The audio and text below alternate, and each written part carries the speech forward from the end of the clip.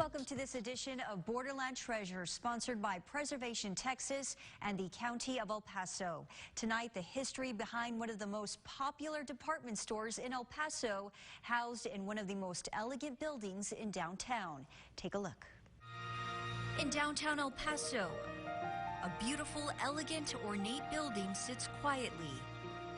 At 104 years old, it's lived a vibrant life and helped create the American dream for many. Well, my great-grandfather arrived here as an unaccompanied minor. Stuart Schwartz, great-grandson of Adolf Schwartz. Actually, he was 16 years old when he came to New York, arrived on a ship. The man who would create one of the largest and most profitable department stores in the Southwest.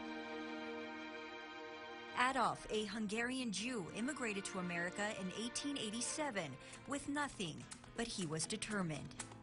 He came here and started a small department store in Juarez, Los Tres Bes. Los Tres Bes, bueno, bonito y barato, located in Ciudad Juarez. Nearly a decade later, Adolf moved his business to this side of the Rio Grande. From there, started a store in El Paso called The Fair, and ultimately moved over to this location in downtown El Paso.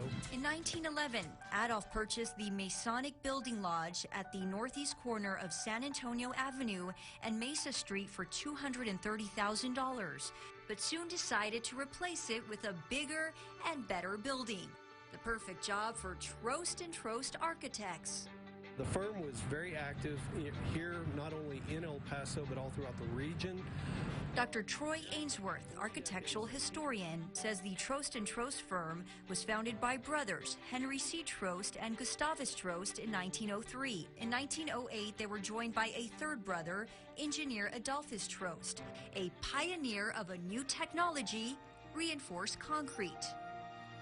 When we say a building has good bones, these bones are very strong. If you stop and you read the building, just read it with your eyes from the street to the cornice. There is a lot going on. Like most other commercial Trost high-rises, its interior structure is a reinforced concrete skeleton. It is a reinterpretation. You have to kind of look at it creatively, but it's a reinterpretation of the classical Greek or Roman column. Its exterior walls decorated with elegant classical ornament in beautiful white tile.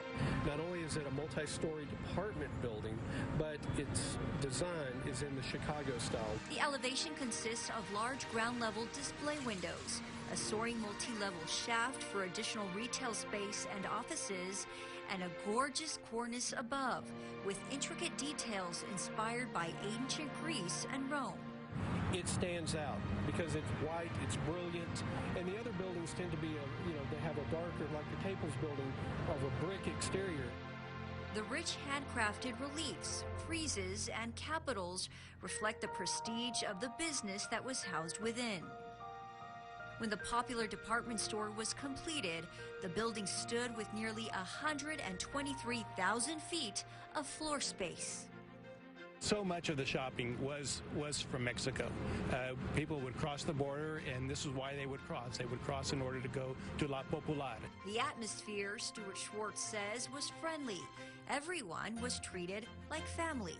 You kind of felt like you were home. Edie Brannon, granddaughter of one of the store's founders, was the store's final president. Brannon says the store hired people from all backgrounds.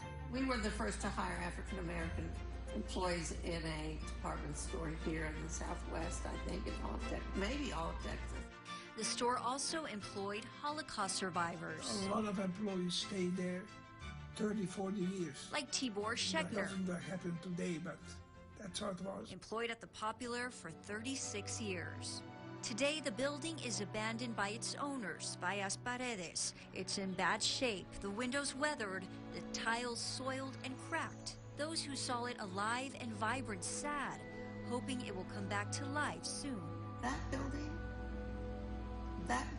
and its beauty carries a history of El Paso with it. I wish that somebody would see this as a real opportunity to build something downtown and create something so that the spirit of the Popular doesn't die with the building. The Popular department store, a treasure in downtown El Paso. Thank you so much for joining us. We will see you next time.